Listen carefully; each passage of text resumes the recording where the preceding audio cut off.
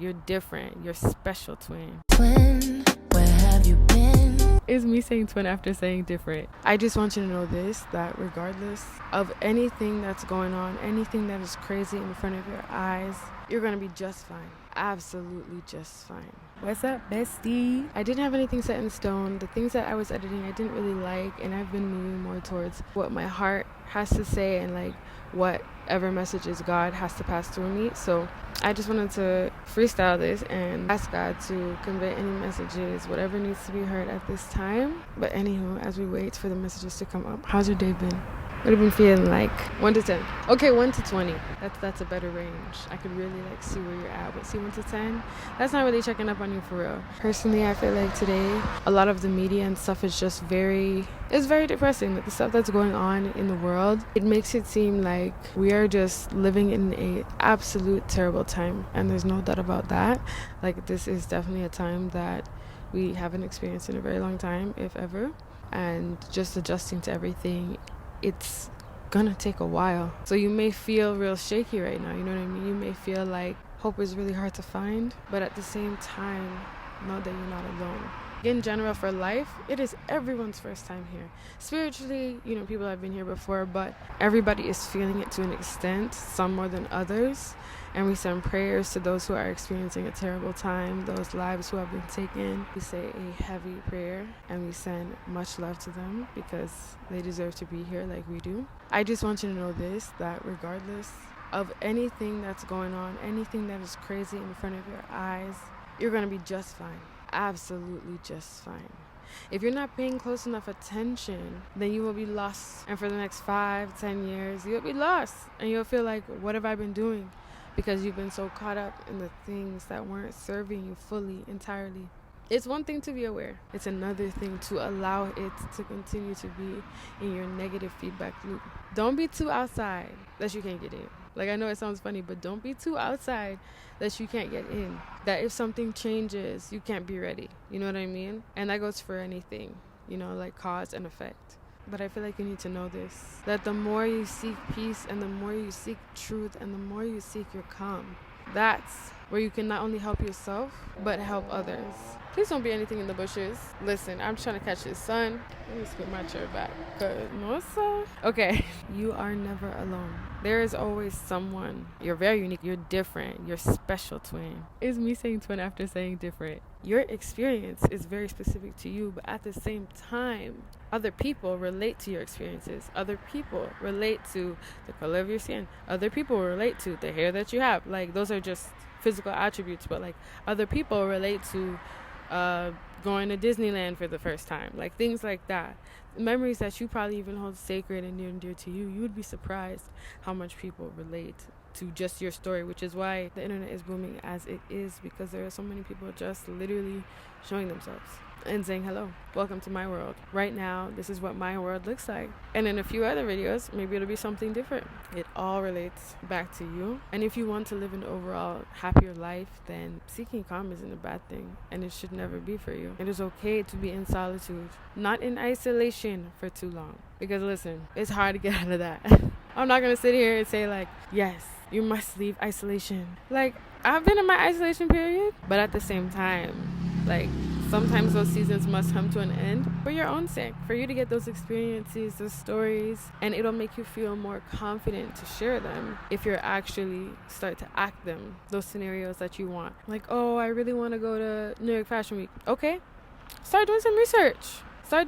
I saw that this girl ended up going to Paris Fashion Week this week, and now she's like talking about her experience getting to go because of a hack that she made. Like, isn't that so cool? Just a thought. She took that thought and turned it to reality. Like, imagine, oh, you want to visit Hawaii. Those are some of the things that you want to do. I'm saying that because in my head it's easier to do that. Like, if you have a friend or two or a sibling or something, that's someone to go traveling with. Or you tell your parent, like, I don't know how old you are. I feel like the more you knock the things off, the more the other things will come off. Okay, let's say the most things on your vision board for the year or whatever you use are knocked off by you because you went out and you got that opportunity. Maybe one is manifested. Like, let's say you have your own business and you want one sale this year. You want to make at least one sale. Let's say that's the one thing that gets knocked off your vision board. You did all the other things. That's amazing. That's great. But the thing that mattered to you most is checked off. You know why? If you start to knock off some of those things yourself, the other things fall in line. That's alignment, baby. Look it up. I'm going to put a definition. The closer you get to those things, the more the opportunity presents itself.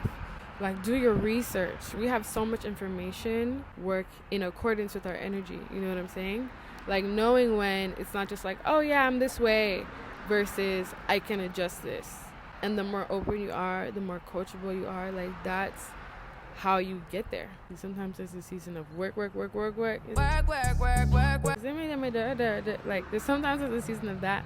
And then sometimes there's a season of like, no girl, if you do not relax, take some rest, repair, recovery, so you can prepare for the next. Every peak has a valley and every valley has a peak. So maybe you're in your valley season. You know, it feels a little like what's going on, a little messy, a little rough. You're feeling like a little insecure. You're like, hold on, this sweater used to feel different on me. Or like the way you do your eyebrows just don't hit the same. Like little inconveniences like that. That could sometimes be like, hey girl, you just gotta let it rock. And then when you get to that peak season again, like think about it this way. We see the stock market every single day. People taking risks and whatnot. Some of them make a lot of money.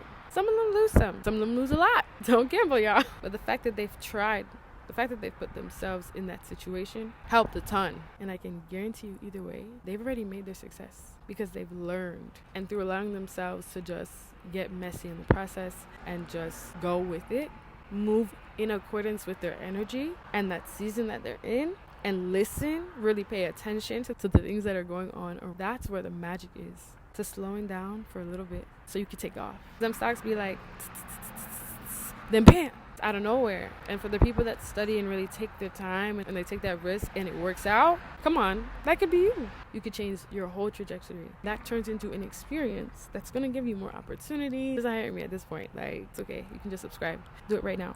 You have to do it, or else my forehead will be in the camera for the rest of the video. A jump scare. You thought I was lying. Do not count yourself out too early. Some people have been in this game for so long.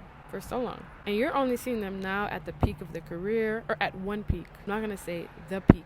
I'm going to say one peak, because we have multiple peaks in our lives. And they're in different ways, in different scenarios. Sometimes they look like a peak in our career. Sometimes they look like a peak in our family. Sometimes they look like a peak in our finances. Like, we don't know.